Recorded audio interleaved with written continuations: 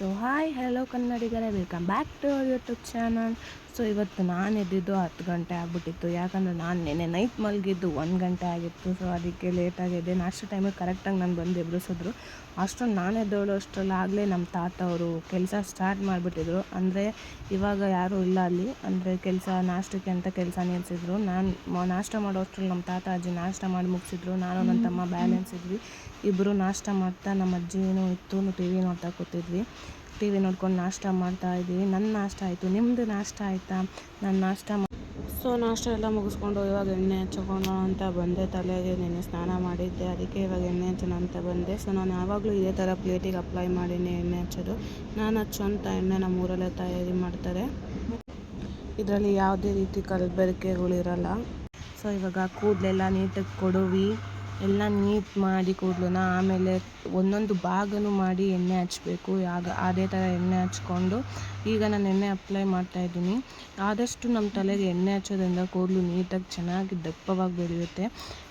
ಇವಾಗ ಏನಂತಾರೆ ಅಂದರೆ ಈಗಿನ ಜನ್ರೇಷನ್ ಅವರು ಎಣ್ಣೆ ಹಚ್ಚೋದ್ರಿಂದ ಡ್ಯಾಂಡ್ರಫ್ ಆಗುತ್ತೆ ಅಂತ ಹೇಳ್ತಾರೆ. ಅವರು ಇವಾಗ ಎಣ್ಣೆ ಹಚ್ಕೊಂಡು ಈಚೆ ಕಡೆ ಹೋದರೆ ಅದು ಪೊಲ್ಯೂಷನ್ಗೆ ಡ್ಯಾಂಡ್ರಫ್ ಆಗೋದು ಕಾಮನ್ನು.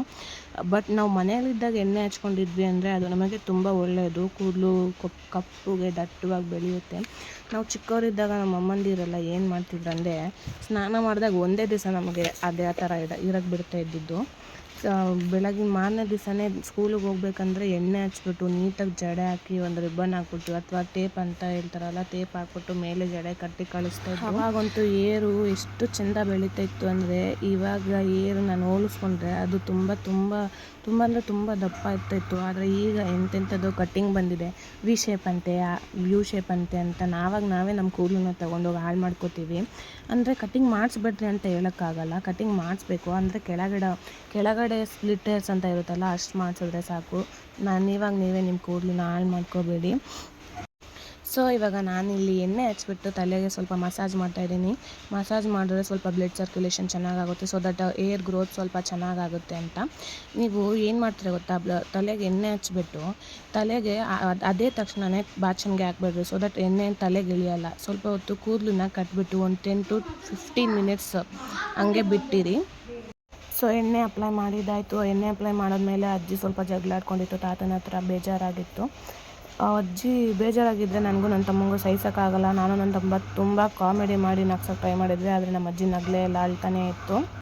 ಸೊ ಇಲ್ಲಿ ನನ್ನ ಪಾಪು ಕೂಡ ಮಲಗಿದ್ದ, ಒಂದು 2 hours ಮಲಗಿದ್ದ. ಇವನು ಕೂಡ ಇದು ಜಾಯ್ಕಾಯಿ ಅಂತ ಹೇಳ್ಬಿಟ್ಟು ನಾನು ಎದೆ ಹಾಲಿಂದ ತೆಗೆದುಬಿಟ್ಟು ಪಾಪುಂಗೆ ತಿನ್ನಿಸ್ತೀನಿ. ಸೊ ದಟ್ ಅವನು ಗುಂಡುಗಾಗ್ತಾನಂತ. ಇದು ಇಂಜೆಕ್ಷನ್ ಹಾಕಿದ್ದಾಗ ಕೊಟ್ಟಿದ್ದು ಪ್ಯಾರಾಸಿಟಮಾಲು ಟಾನಿಕ್ಕು, ಅವನಿಗೆ ಜ್ವರ ಬಂದಾಗ ಹಾಕೋಕ್ಕೆ. ಸೊ ದಟ್ ಇವತ್ತು ಶನಿವಾರ ಆಗಿದ್ದರಿಂದ ನಾನು ಮೈ ಸ್ನಾನ ಮಾಡಿದ್ದೆ, ತಲೆ ಸ್ನಾನ ಮಾಡೋಕ್ಕಾಗಿಲ್ಲ. ಎಣ್ಣೆ ಹಚ್ಚಿದ್ನಲ್ಲ, ಸೊ ಮೈಗೆ ಮಾಡಿದೆ ಎಣ್ಣೆ ಹಚ್ಚಿದ ಕಾರಣ. ಇವತ್ತು ವೆಂಕಟೇಶ್ವರನ ವಾರ ಆಗಿತ್ತು, ನಮ್ಮ ವಾರ ದೇವ್ರ ವಾರ ಆಗಿದ್ದರಿಂದ ಸ್ನಾನ ಮಾಡಿಕೊಂಡು ಬಂದೆ. ಇವತ್ತಿನ ವೆದರ್ ತುಂಬ ಕೋಲ್ಡ್ ಆಗಿತ್ತು. ನೋಡಿ ವೆದರ್ ಹೆಂಗಿದೆ ಅಂತ, ಫುಲ್ಲು ಕೋಲ್ಡ್ ಆಗಿತ್ತು. ಸೊ ಇವಾಗ ತಲೆ ಬಾಚ್ಕೊಂಡು ರೆಡಿ ಆಗ್ತಾಯಿದ್ದೀನಿ. ರೆಡಿ ಆಗಿಬಿಟ್ಟು ಬೊಟ್ಟು ಇಟ್ಕೊಂಡು ಕುಂಕುಮ ಇಟ್ಕೊಂಡೆ. ಪಾಪು ಇವಾಗ ಇದ್ದ. ಸೊ ಇವಾಗ ಎಲ್ಲ ಕೆಲಸ ಮುಗ್ದಿತ್ತು ನಂದು. ಪಾಪು ರೆಡಿ ಮಾಡಬೇಕು ಅಂತ ಅಂದರೆ ನಾನು ತುಂಬಾ ಕಷ್ಟಪಡಬೇಕು. ಒಂಚೂರು ಹಣೆಬೊಟ್ಟೆ ಕೂಸ್ಕೊಳಲ್ಲ, ಏನೂ ಮಾಡಲ್ಲ ಅವನು. ಆ ಹಣೆಬೊಟ್ಟು ಡಿಸೈನಾಗಿ ಇಡಬೇಕು ಅಂತ ನನಗೆ ಆಸೆ. ಅವನಂತೂ ಕಷ್ಟಪಟ್ಟು ಕೂಸ್ಕೊತಾನೆ. ಆದರೆ ಹೆಂಗೋ ಮಾಡಿ ಇಕ್ತೀನಿ ಆ ಹಣೆಬೊಟ್ಟನ್ನ. ಕಾಲಿಗೆಲ್ಲ ಇಟ್ಟು ಸುಮ್ಮನೆ ಸಮಾಧಾನ ಆಗಿದ್ದಾಗ ಇಡಬೇಕು. ಹಣೆಬೊಟ್ಟೆಲ್ಲ ಇಟ್ಟಾದಮೇಲೆ ಸ್ವಲ್ಪ ಪೌಡ್ರ್ ಹಾಕ್ಬಿಟ್ಟು ಅವನ್ನ ರೆಡಿ ಮಾಡ್ತಾ ಇದ್ದೀನಿ. ಸೊ ಫ್ರೆಂಡ್ಸ್, ನಮ್ಮ ಪಾಪುಗೆ ವಿಟಮಿನ್ D3 ಸಿರಪ್ ಕೊಟ್ಟಿದ್ರು. ಅದನ್ನು 1 yearವರೆಗೂ ಕಂಟಿನ್ಯೂ ಮಾಡಬೇಕು. ಡೈಲಿ 1 time 2 drops ಹಾಕಬೇಕು. ಸೊ ಇವತ್ತು ಕೂಡ ನಾನು ಹಾಕ್ತಾಯಿದ್ದೀನಿ. ನೋಡಿ ಇವತ್ತು ಕೂಡ ಹಾಕಿದೆ. ಸೊ ನಮ್ಮ ಪಾಪು ಇವಾಗ ಆಟ ಆಡ್ತಾಯಿದ್ದ. ಅವನೊಬ್ಬನೇ ಆಟ ಆಡ್ತಾಯಿದ್ದ. ಸ್ವಲ್ಪ ಫೀಡ್ ಮಾಡಿ ಅವನನ್ನು ಮಲಗಿಸ್ದೆ. ಅಜ್ಜಿ ತೊಗರಿಬೇಳೆ ಬಜ್ಜಿ ಮಾಡ್ತೀನಿ ಅಂತ ಹೇಳ್ತಾಯಿತ್ತು. ಅದಕ್ಕೆ ಅದನ್ನು ವ್ಲಾಗ್ ಮಾಡೋಣ ಅಂತ ಮಾಡ್ತಾಯಿದ್ದೀನಿ. ಒಂದು ತಪ್ಪಲಿಯಲ್ಲಿ ಒಂದು ಪ್ಯಾನಲ್ಲಿ ಬೇಳೆ ಹಾಕ್ಕೊಂಡು ಅದನ್ನು ಸ್ವಲ್ಪ ಫುಲ್ ಎಲ್ಲೋಯಿಶ್ ಆಗೋವರೆಗೂ ಹುರ್ಕೊಂಡಾದ ನಂತರ ಈ ಥರ ಫುಲ್ ಅದು ಎಲ್ಲೋಯಿಶ್ ಆಗಬೇಕು. ಆಮೇಲೆ ಮತ್ತು ಈರುಳ್ಳಿ, ಬೆಳ್ಳುಳ್ಳಿ, ಜೀರಿಗೆ ಎಣ್ಣೆಯಲ್ಲಿ ಹುರ್ಕೊಳ್ಳಿ. ಈರುಳ್ಳಿ ಬೆಳ್ಳುಳ್ಳಿ ಫುಲ್ಲು ಎಲ್ಲೋಯಿಶ್ ಆಗಬೇಕು. ಅಲ್ಲಿವರೆಗೂ ನೀವು ಸ್ವಲ್ಪ ಲೋ ಫ್ಲೇಮಲ್ಲಿ ಹುರ್ಕೊಳ್ಳಿ. ನನ್ನ ತಮ್ಮ ಅಂತೂ ಅಲ್ಲಿಗೂ ಬಂದು ಕ್ವಾಟ್ಲೆ ಕೊಡ್ತಾಯಿದ್ದ. ಅಜ್ಜಿ ಇವಾಗ ಕಾಯಿ ಚುಚ್ಕೊತಿದ್ದೆ. ಸೊ ದಟ್ ಅದು ತುರಿದ್ರೆ ಚೆನ್ನಾಗಾಗಲ್ಲ ಸಾಂಬಾರು ಅಂತ ಚೆಚ್ಚಿ ಕಾಯಿ, ಹುಣಸೆಹಣ್ಣು, ನೀವು ಹುರಿದಿರೋಂಥ ಈರುಳ್ಳಿ, ಬೆಳ್ಳುಳ್ಳಿ ಅದನ್ನು ಸೇರಿಸ್ಬಿಟ್ಟು ಬೇಳೆನೂ ಸೇರಿಸ್ಬಿಟ್ಟು ಬೇಳೆ ಸೇರಿಸಾದ್ಮೇಲೆ ನಿಮಗೆಷ್ಟು ಖಾರ ಬೇಕೋ ಅಷ್ಟು ಖಾರ ಹಾಕ್ಬಿಟ್ಟು ಸ್ವಲ್ಪ ಉಪ್ಪು ಹಾಕಿ ಅದನ್ನು ಸ್ವಲ್ಪ ನುಣ್ಣಗಾಗೋವರೆಗೂ ರುಬ್ಕೊಂಡಾದಮೇಲೆ ಜೀರಿಗೆ, ಸಾಸಿವೆ, ಕರಿಬೇವು ಎಲ್ಲ ಹಾಕಿ ಒಗ್ಗರಣೆ ಮಾಡಿ ಮಸಾಲೆನೂ ಸ್ವಲ್ಪ ಹಾಕಿ ಅದು ಮಸಾಲೆ ಸ್ವಲ್ಪ ಎಣ್ಣೆಯಲ್ಲಿ ಫ್ರೈ ಮಾಡ್ಕೊಳ್ಳಿ. ಅದು ಸ್ವಲ್ಪ ಬೇಯಬೇಕು. ಒಂದು 5 ನಿಮಿಷ ಲೋ ಫ್ಲೇಮಲ್ಲಿಟ್ಟು ಬೇಯಿಸ್ಕೊಳ್ಳಿ. ಆಮೇಲೆ ಸ್ವಲ್ಪ ನಿಮಗೆಷ್ಟು ಗಟ್ಟಿ ಬೇಕೋ ಅಷ್ಟು ನೋಡ್ಕೊಂಡು ನೀರು ಹಾಕ್ಕೊಳ್ಳಿ. ನೀರು ಹಾಕಾದ್ಮೇಲೆ ಸ್ವಲ್ಪ ಕುದಿ ಬರೋವರೆಗೂ ಕಾಯ್ದು ಆಮೇಲೆ ಸ್ವಲ್ಪ ಚೆನ್ನಾಗಿ ಕುದಿಸಾದ್ಮೇಲೆ ಸಾಂಬಾರು ರೆಡಿ ಆಗುತ್ತೆ. ಸೊ ಇವಾಗ ಸಾಂಬಾರು ರೆಡಿ ಇದೆ ನಮ್ಮ ಮನೇಲಿ. ನೀವು ಟ್ರೈ ಮಾಡಿ, ರೆಸಿಪಿ ಹೆಂಗಿತ್ತು ಅಂತ ಕಮೆಂಟ್ ಮಾಡಿ ಫ್ರೆಂಡ್ಸ್. ಮತ್ತು ಇಲ್ಲಿ ಮುದ್ದೆ ಮತ್ತು ಅನ್ನ ಮಾಡ್ತಾಯಿದ್ದು ನಮ್ಮ ಅಜ್ಜಿ. ಅಲ್ಲಿ ನೋಡಿ ಬೇಯ್ತೈತೆ ಮುದ್ದೆ. ಇಲ್ಲಿ ನಮ್ಮ ತಾತ ಒಂದೇ ಕೆಲಸ ಮಾಡ್ತೈತೆ ಪಾಪ. ಇವನು ಕಂತ್ರಿ ಕೆಲಸ ಮಾಡ್ತವನು, ಇಲ್ಲಿ ಬೀರು ತಗೊಂಡೇನೋ ಕಳ್ತನ ಮಾಡ್ತವನೆ. ಮತ್ತು ಇವಾಗ ನಮ್ಮ ಅಜ್ಜಿ ಮುದ್ದೆ ಬೇಯಿಸ್ಬಿಟ್ಟು ಇಲ್ಲಿ ಮುದ್ದೆ ಕಟ್ತೈತೆ.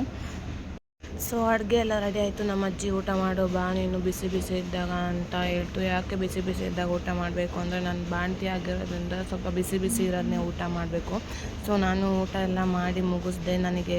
ನಾನು ಹಾಸ್ಪಿಟ್ಲಿಗೆ ಹೋಗಿದ್ದೆ 3 ಡೇಸ್ ಬ್ಯಾಕು. ಆವಾಗ ನನಗೆ ಬ್ಲಡ್ ಲಾಸ್ ಆಗಿದೆ ಅಂತ ಹೇಳ್ಬಿಟ್ಟು ಈ ಸಿರಪ್ ಕೊಟ್ಟಿದ್ದರು.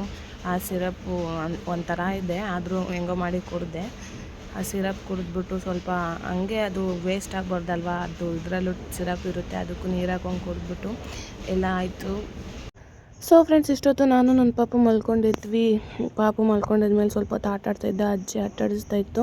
ನನಗೂ ಸ್ವಲ್ಪ ಟೈಮ್ ಪಾಸ್ ಆಗಲಿ ಅಂತ ನಾನು ಕಡಲೆಕಾಯಿ ಸುತ್ತು ತಿನ್ಕೊಂಡು ಅವ್ರ ಜೊತೆ ಮಾತಾಡ್ಕೊಂಡು ಕಾಮಿಡಿ ಮಾಡ್ಕೊಂಡು ನಗ್ನಗ್ತಾ ಎಲ್ಲರೂ ಕಾಮಿಡಿ ಮಾಡ್ಕೊಂಡಿದ್ವಿ. ಇವಾಗ ಸಂಜೆ ಅವ್ರು ಬ್ರೇಕ್ ಕೊಟ್ಟಿದ್ರು, ಟೀ ಬ್ರೇಕ್. ಸೊ ಬಾಣಂತಿಯರು ಹಸಿ ಕಡಲೆಕಾಯಿ ತಿನ್ನೋದ್ರಿಂದ ಹಾಲು ಜಾಸ್ತಿ ಆಗುತ್ತೆ ಅಂತ ಹಸಿ ಕಡಲೆಕಾಯಿ ಕೊಡ್ತಾರೆ. ನನಗೂ ಇನ್ನೇನು ಟೈಮ್ ಪಾಸ್ ಆಗ್ತಿರಲಿಲ್ಲ, ತಿನ್ನೋಕ್ಕೇನೂ ಇಲ್ಲ ಅಂದರೆ ಏನೇನು ಬೇಕೋ ಅದೇ ತಿನ್ನೋಂಗಿಲ್ಲ. ನಾನು ಕೂಡ ಹಸಿ ಕಡಲೆಕಾಯಿ ತಂದಿದ್ರು ಸಂತೆಯಲ್ಲಿ, ಅದನ್ನೇ ಎತ್ತಿಟ್ಕೊಂಡಿದ್ದೆ. ಟೈಮ್ ಪಾಸ್ ಮಾಡೋಣ, ಯಾವಾಗಾದರೂ ತಿನ್ನೋಂಗಾದಾಗ ತಿನ್ನೋಣ ಅಂತ. ಸೊ ಇವಾಗ ತಿನ್ಕೊಂಡು ಎಲ್ಲರ ಜೊತೆ ಮಾತಾಡ್ಕೊಂಡು ಕೂತಿದ್ದೆ ಫ್ರೆಂಡ್ಸ್. ಹಾಗೆ ನಮ್ಮ ಪಾಪ ಜೊತೆ ಸ್ವಲ್ಪ ಹೊತ್ತು ನಾನು ಆಟ ಆಡಿದೆ. ಅವನ ಜೊತೆ ನಾನು ಮಾತಾಡಿದೆ. ನಾನು ಮಾತಾಡೋದೆಲ್ಲ ಅವನಿಗೆ ಇವಾಗ ಸ್ವಲ್ಪ ಗೊತ್ತಾಗ್ತೈತೆ. ಆಮೇಲೆ ಅಜ್ಜಿ ಸ್ವಲ್ಪ ಕಾಫಿ ಕಾಯಿಸ್ಕೊಡ್ತು. ನಾನಿವಾಗ ಪಾಪುಗೆ ಫೀಡ್ ಮಾಡೋದ್ರಿಂದ ಸ್ವಲ್ಪ ಜಾಸ್ತಿನೇ ಹೊಟ್ಟೆ ಹಸಿವಾಗುತ್ತೆ. ಸಂಜೆ ಏನಾದರೂ ಇರಲೇಬೇಕು, ಬನ್ನು ಅಥವಾ ಬಿಸ್ಕೆಟು. ಸೊ ಇವಾಗ ಕಾಫಿಗೆ ಬಿಸ್ಕೆಟ್ ಇಸ್ಕೊಂಡು ತಿಂತಾಯಿದ್ದೆ. ಸೊ ನಾನು ಮಾತ್ರ ಅಲ್ಲ, ಎಲ್ಲ ನ್ಯೂ ಮಮ್ಮೀಸ್ ಕೂಡ ಸಂಜೆ ಹೊತ್ತು ಏನಾದರೂ ತಿನ್ನಿ, ಹೊಟ್ಟೆ ಹಸ್ಕೊಂಡು ಮಾತ್ರ ಇರಬೇಡಿ. ಪಾಪುಗೆ ಫೀಡ್ ಮಾಡೋಕ್ಕೆ ತುಂಬ ಕಷ್ಟ ಆಗುತ್ತೆ, ಆಮೇಲೆ ಹಾಲು ಬರೋಲ್ಲ. ಸೊ ಸಂಜೆ ಎಲ್ಲರೂ ಒಟ್ಟಿಗೆ ಕೂತ್ಕೊಂಡು ಕಾಫಿ ಕುಡಿದ್ವಿ.